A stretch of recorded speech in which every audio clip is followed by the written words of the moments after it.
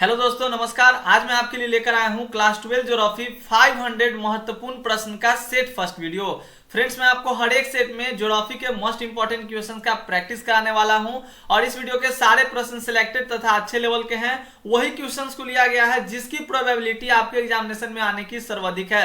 तो वीडियो को आप अंत तक जरूर देखिएगा, स्किप मत कीजिएगा। सारे प्रश्न आपके लिए इंपॉर्टेंट रहने वाले हैं। पहला प्रश्न है हमारा, कौन सा शहर तमिलनाडु का मैनचेस्टर कहलाता है? आपके समक्ष ऑप्शंस हैं कोयम्बटूर, चेन्नई, सलेम या कोई नहीं।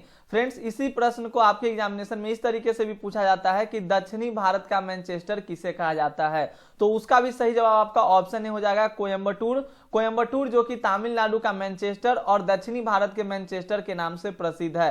कोयम्बटूर आपका कपास उद्योग के लिए प्रसिद्ध है। और फ्रेंड्स, आपके एग्जामिनेशन में कभी कभी इस प्रश्न को भी पूछा जाता है कि भारत का मैनचेस्टर किसे कहा जाता है? तो उसका सही जवाब आपको पता होगा, अहमदाबाद होगा। तो भारत के मैनचेस्टर की बात है तो आप अहमदाबाद लगाओगे। अगर तमिलनाडु का मैनचेस्टर पूछे तो कोयम्बटूर, और दक्षिणी भारत का मैनचेस्टर भी तो कोयम्बटूर आपके सही जवाब हो जाएंगे। और किस लिए प्रसिद्ध है? कपास उद्योग के लिए। अगला हमारा प्रश्न है, प्रश्न कहता है कि पनामा नहर जोड़ता है पनामा नहर को। मैंने पनामा नहर के बारे में आपको अच्छी खासी जानकारी दे रखी है, मैंने इस चैप्टर को अच्छे से आपको पढ़ाया भी है। तो यह जो नहर है वो पूर्व में अटलांटिक महासागर को पश्चिम में प्रशांत महासागर से जोड़ती है। लेकिन यहाँ पर ऑप्शंस के अकॉर्डिंग देखिए क्या प्रश्न है, पनामा नहर जोड़ता है पनामा नहर को। तो फ्रेंड्स, इसका सही जवाब आपका कोलोन से हो जाएगा, ऑप्शन बी।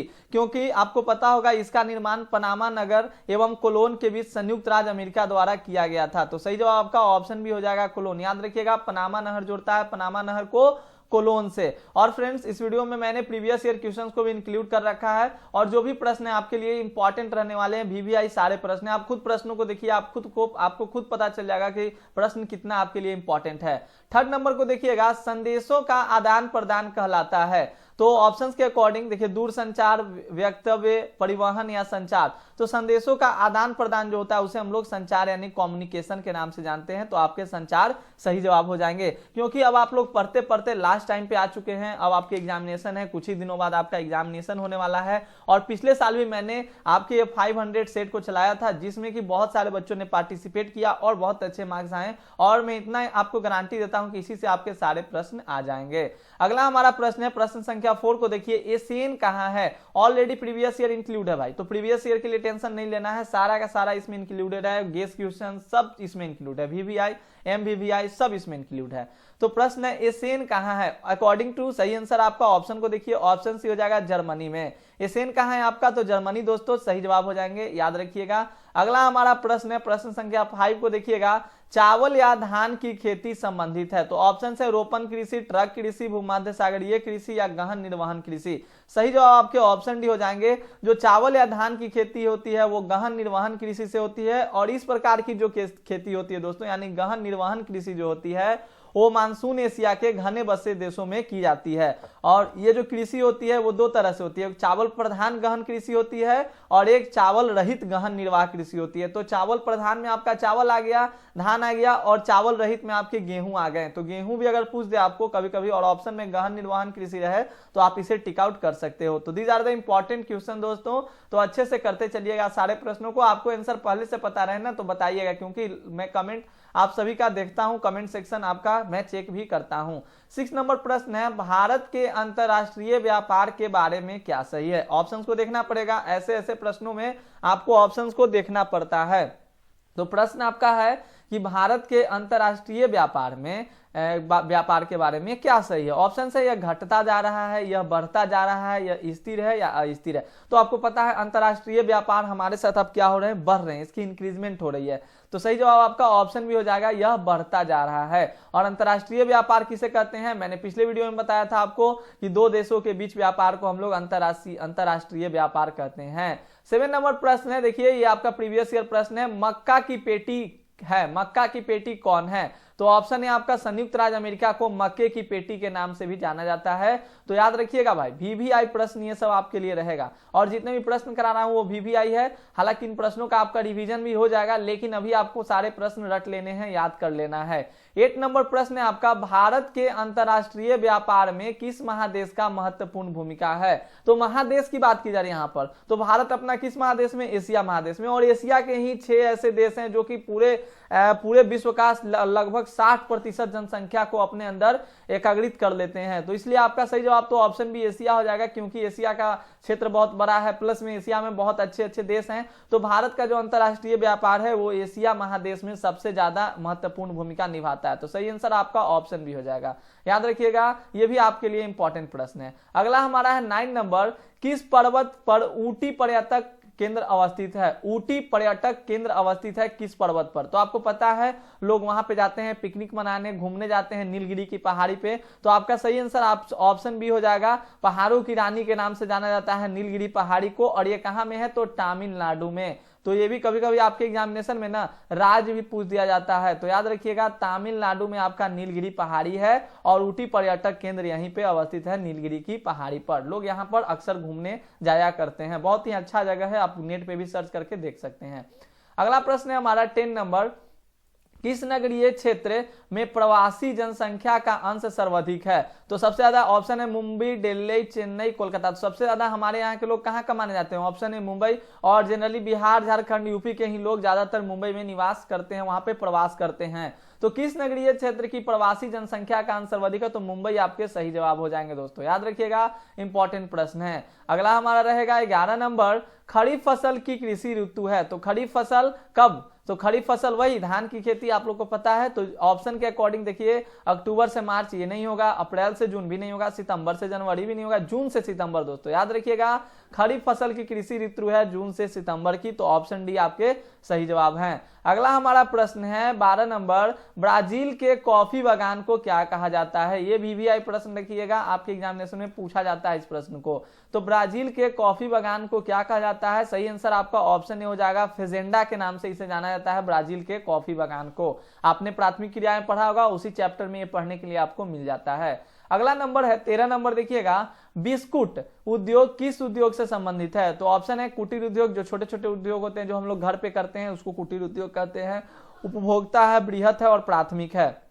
सही जवाब आपका, देखिए उद्योग जो भी होता है वो द्वितीय क्रियाकलाप में आता है दोस्तों, ध्यान रखिएगा। तो यहाँ पर तो प्राथमिक होगा नहीं, कुटीर भी होगा नहीं, तो आपका उपभोक्ता उद्योग, आपका बिस्किट हो गया, कपड़े हो गए, ये सब क्या है? उपभोक्ता उद्योग के अंतर्गत आते हैं। तो बिस्कुट उद्योग किस उद्योग से संबंधित है? उपभोक्ता उद्योग से ये संबंधित है।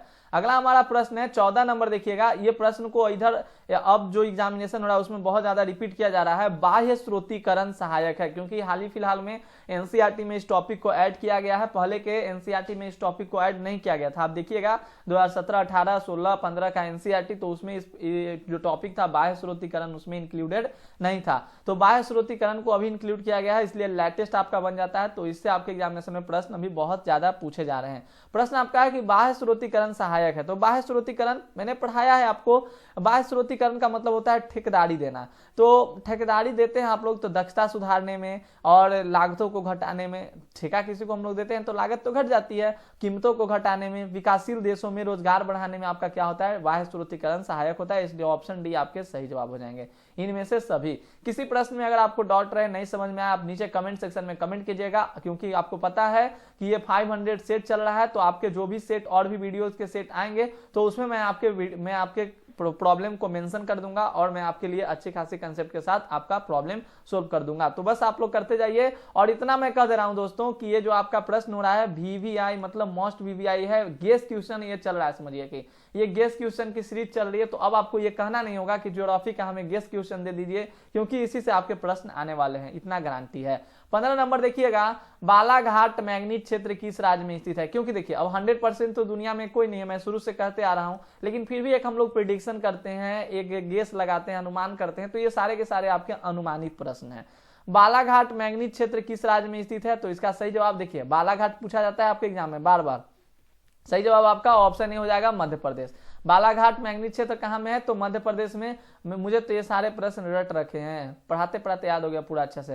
देखिए 16 नंबर है, मणिपाल सॉफ्टवेयर तकनीकी पार्क कहां है? तो मणिपाल, ये प्रश्न आपके एग्जामिनेशन में पूछा भी गया है, प्रीवियस ईयर का प्रश्न है दोस्तों। तो अभी आपसे कह रहा है कि मणिपाल सॉफ्टवेयर तकनीकी पार्क कहां में है? सही आंसर आपका, डायरेक्ट ऑप्शन को देखना नहीं है, ऑप्शन बी कर्नाटक। ऑप्शन तो उसमें देखना है जिसका निम्न में से या इन में से रहे, उसमें हमें ऑप्शन देखना होता है। ये सारे प्रश्न तो याद करने वाले प्रश्न है। मणिपाल सॉफ्टवेयर तकनीकी पार्क कर्नाटक में है, तो याद रखेंगे कर्नाटक आपके सही जवाब हो जाएंगे। फिर हमारा अगला प्रश्न है 17 नंबर, देखिए निम्न में से कौन एक तृतीयक क्रियाकलाप है। प्राथमिक द्वितीयक तृतीयक प्रश्न आते हैं। प्राथमिक जो कि कृषि से संबंधित होती है, द्वितीयक जो कि कृषि को थोड़ा सा और मतलब प्राकृतिक संसाधनों में उसमें कुछ हम लोग मॉडिफाई करके उसके मूल्यों में बढ़ोतरी कर देते हैं, तो आपका द्वितीयक आ जाता है। और तृतीयक का मतलब होता है जो सेवाएं प्रदान करती है। तो दोस्तों ये ऑप्शन आखेटन जो हो गया, ये तो आपका प्राथमिक से आ गया, प्राइमरी आ गया। मछली पकड़ना भी आपका प्राइमरी है, कृषि भी आपका प्राइमरी है, लेकिन व्यापार की बात करें तो ये आपका टर्सरी है। तो टर्सरी आपके सही जवाब तृतीय क्रियाकलाप कौन है, तो ऑप्शन डी आपका व्यापार जो है वो तृतीय क्रियाकलाप। व्यापार में हम लोग सेवाएं प्रदान करते हैं, तो इसलिए आपका ये तृतीय क्रियाकलाप हो जाएगा। समझ में आ रही है सभी को? एक बार जरूर से जरूर कमेंट सेक्शन में कमेंट कर दीजिएगा अगर आपको वीडियो समझ में आई हो तो। 18 नंबर है, निम्न में कौन राजधानी नगर है। ऑप्शन है कानपुर, दुर्ग, चंडीगढ़, बोधगया। तो राजधानी नगर, देखिए कानपुर तो राजधानी है नहीं भाई, दुर्ग भी राजधानी नहीं है, बोधगया भी राजधानी है, चंडीगढ़ राजधानी है। कहाँ की? तो पंजाब और हरियाणा की राजधानी चंडीगढ़ हम लोगों ने याद कर रखा है, तो राजधानी नगर आपके चंडीगढ़ है। और कोई जरूरी नहीं है कि चंडीगढ़ वाला ही है, जो भी राज्य राजधानी है उससे भी प्रश्न आपके एग्जामिनेशन में 1-2 बन ही जाते हैं। 19 नंबर आपका है, मानव भूगोल का जनक किसे कहा जाता है। मानव भूगोल के जनक आपके, ये VVI प्रश्न रहेगा आपके एग्जामिनेशन के लिए, तो इसका सही आंसर आपका रैटजेल हो जाएगा। फ्रेडरिक रैटजेल को मानव भूगोल का जनक कहा जाता है, और इनके अकॉर्डिंग इन्होंने मानव भूगोल को अपने तरीके से डिफाइन भी कर रखा है, तो आप उनके डिफिनीशन को भी ध्यान में रखोगे। तो मानव भूगोल का जनक किसे कहा जाता है, रैटजेल, दोस्तों याद रखना है। अगला हमारा प्रश्न है, प्रश्न संख्या 20 कहता है निम्न में से कौन सा एक लौह अयस्क नहीं है। तो देखिएगा 20 का आपका सही आंसर ऑप्शन ए हो जाएगा, एंथ्रासाइट जो है आपका लौह अयस्क नहीं है।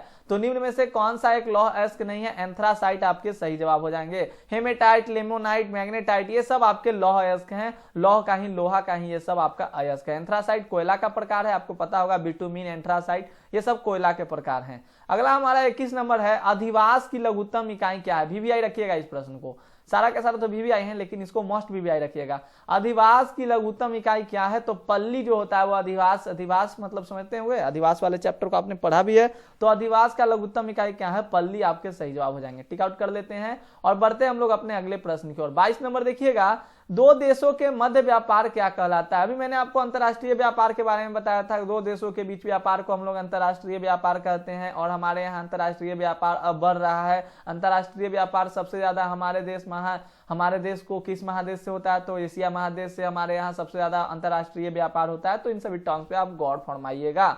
दो देशों के मध्य व्यापार क्या कहलाता है, तो ऑप्शन भी आपके अंतरराष्ट्रीय व्यापार होता है, और देश के अंदर जो होता है व्यापार उसको कहते हैं अंतरदेशीय व्यापार। स्थानीय बाजार जो हम लोग करते हैं, जो कुटीर उद्योग वाले लोग होते हैं वो स्थानीय व्यापार करते हैं, और बाह्य व्यापार कहने का मतलब है कि हर तरह का बाहरी व्यापार। अगला हमारा प्रश्न है, प्रश्न संख्या 23 देखिए, निम्न में से कौन सबसे महत्वपूर्ण जूट उत्पादक क्षेत्र है। जूट उत्पादक क्षेत्र, तो गंगा डेल्टा आपको पता है, गंगा जो है वो सबसे ज्यादा उपजाऊ आपकी क्षेत्र है, तो सही जवाब आपका ऑप्शन भी हो जाएगा, गंगा डेल्टा जो है सबसे महत्वपूर्ण जूट उत्पादक क्षेत्र है। दोस्तों नेक्स्ट प्रश्न है, रबी की फसल पैदा होती है। ऑप्शन देखिए, शीत ऋतु में, वर्षा ऋतु में, ग्रीष्म ऋतु में, सभी ऋतु में। तो इसका सही जवाब आपका हो जाएगा ऑप्शन ए, रबी की फसल जो होती है वो शीत ऋतु में। अभी हमारे यहाँ रबी की फसल हो रही है ना, शीत ऋतु है, तो रबी की फसल आपकी शीत ऋतु में होती है। अगला हमारा प्रश्न है देखिएगा, निम्न में से कौन एक ऊर्जा के गैर परंपरागत स्रोत है, यानी कि कन्वेंशनल नहीं है, गैर कन्वेंशनल है, गैर परंपरागत है, नॉन कन्वेंशनल है। तो सही आंसर आपका सौर ऊर्जा हो जाएगा। सौर ऊर्जा आपका क्या है, तो non conventional sources of energy है, और कोयला, खनिज तेल, जल विद्युत ये सब आपके कन्वेंशनल सोर्स हैं। तो याद रखना है, ये भी प्रश्न आपके लिए इंपॉर्टेंट रहेगा।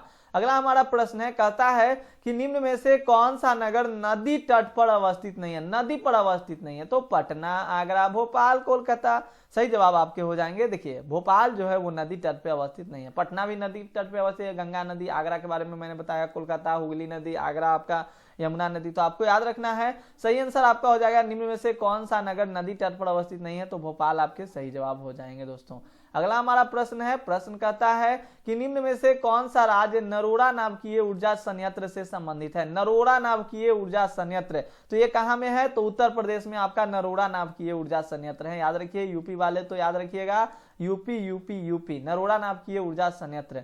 फिर अगला हमारा प्रश्न कहता है विश्व का सबसे लंबा झील जलमार्ग कौन है, सबसे लंबा नाम इसमें कौन है, तो option D great lake saint Lawrence जलमार्ग 2018 में पूछा गया प्रश्न है, तो इंपॉर्टेंट रहेगा आपके लिए। प्रश्न कहता है विश्व का सबसे लंबा झील जलमार्ग कौन है, तो ग्रेट लेक सेंट लॉरेंस जलमार्ग। जो भी आपके ज्योग्राफी के प्रश्न है वो फुल्ली एनसीईआरटी बेस्ड होते हैं, एक भी प्रश्न आपका एनसीईआरटी से अलग नहीं होता है, सारे के सारे प्रश्न आपके एनसीईआरटी बुक से ही रहते हैं। अगला हमारा प्रश्न है कहता है चॉकलेट में कौन सा पदार्थ उपयोग होता है, सही जवाब आपके ऑप्शन भी हो जाएंगे, कोको जो होता है वो चॉकलेट में यूज किया जाता है, याद रखिएगा। फिर बढ़ते हैं हम लोग अपने अगले प्रश्न की ओर। प्रश्न है हमारा किस वर्ष भारत को इंटरनेट की सुविधा प्राप्त हुई थी, तो भारत को इंटरनेट की सुविधा कब प्राप्त हुई थी ये भी आपको याद रखना है। ऑप्शन बी 1995 में भारत को इंटरनेट की सुविधा प्राप्त हुई थी। सोचिए 1995 के बाद आज हम लोग 2022 में जी रहे हैं, कितना आगे हम लोग बढ़ चुके हैं। अगला हमारा है मोहाली सॉफ्टवेयर तकनीकी पार्क कहाँ है, तो मोहाली सॉफ्टवेयर तकनीकी पार्क आपके चंडीगढ़ में है, ये भी याद रखिएगा। ऑप्शन देखने की जरूरत है नहीं, ये सारे के सारे प्रश्न आपके लिए वीवीआई हैं, बिल्कुल ध्यानपूर्वक देखते चलेंगे।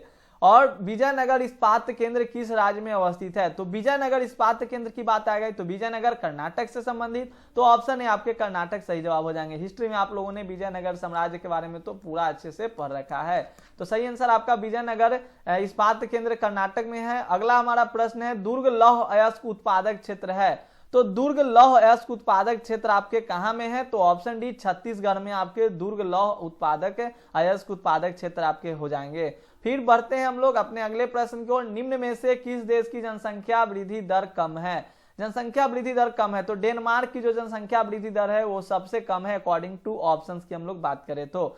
फिर अगला प्रश्न हमारा है 35 नंबर, विश्व का सबसे बड़ा तृतीय क्रियाकलाप कौन सा है। देखिए तृतीय क्रियाकलाप जो सेवाएं प्रदान करती है, तो सेवा प्रदान करने में पर्यटन जो होता है, पर्यटन में अगर कोई पर्यटक घूमने आता है तो उसमें बहुत लोगों को सेवाएं प्रदान की जाती है, कैसे उनके लिए खाना की व्यवस्था करना, बहुत सारी चीजों का होता है। तो सबसे ज्यादा जो आपका बड़ा तृतीय क्रियाकलाप माना गया है पर्यटन को माना गया, तो इसको वीवीआई के तौर पे रखिएगा, पर्यटन आपके बिल्कुल 100% करेक्ट जवाब हो जाएंगे। फिर अगला हमारा प्रश्न है मसाई क्या है, तो मसाई एक जनजाति है दोस्तों, याद रखिएगा, ऑप्शन भी आपके सही जवाब हो जाएंगे, मसाई एक जनजाति है। 37 नंबर है, निम्न में कौन राजधानी नगर है। देखिए मैंने बोला था ना एक आध दो प्रश्न ऐसे बन जाते हैं, तो राजधानी को आपको याद रखना है, 2-3 मार्क्स तो आपके यहीं से आ जाएंगे। तो निम्न में कौन राजधानी नगर है, 37 का ऑप्शन हो जाएगा पटना। पटना आपकी राजधानी है, बिहार की राजधानी पटना, बाकी ये सब राजधानी नहीं है। भारत में राज्यों की कुल संख्या कितनी है, अभी जब मैं एट प्रेजेंट टाइम में जब वीडियोस बना रहा हूं इस टाइम भारत में राज्यों की कुल संख्या टोटल 28 है, तो ध्यान रखिएगा 28 राज्य कुल अभी भारत में है। अगला हमारा प्रश्न है निम्न में से कौन एक जनसंख्या परिवर्तन का कारक नहीं है, प्रवास, आवास, जन्म, मृत्यु, तो सही जवाब आपका ऑप्शन भी हो जाएगा, आवास जो है वो जनसंख्या परिवर्तन के कारक नहीं है। फिर last question of this video, नौ निश्चयवाद के प्रवर्तक कौन है दोस्तों, तो नौ निश्चयवाद के प्रवर्तक आपके ग्रिफिथ टेलर साहब, यानी ऑप्शन भी आपके सही जवाब हो जाएंगे। तो दोस्तों उम्मीद करता हूं आपने 40 क्वेश्चंस को बड़े ही मजेदार तरीके से एंजॉय किया और 40 क्वेश्चंस आपको सारे प्रश्न इंपॉर्टेंट लगे होंगे। तो आप हमें कमेंट सेक्शन में कमेंट करके जरूर बताइएगा कि आपको कैसे लगे प्रश्न, और क्या आपको मेरी बातें समझ में आई, आपको वीवीआई प्रश्न लगा और कैसे आपको याद हुआ या नहीं सारे प्रश्न। और यही नहीं, यहीं पे हमारी अंत नहीं होगी, अभी इसका सेट 2 आएगा जिसमें हम लोग 50 या 40 क्वेश्चन फिर उसमें करेंगे। इस तरह से हम लोग टोटल एग्जाम के बहुत कम मतलब 10 दिनों के अंदर में 500 प्रश्नों का प्रैक्टिस करेंगे।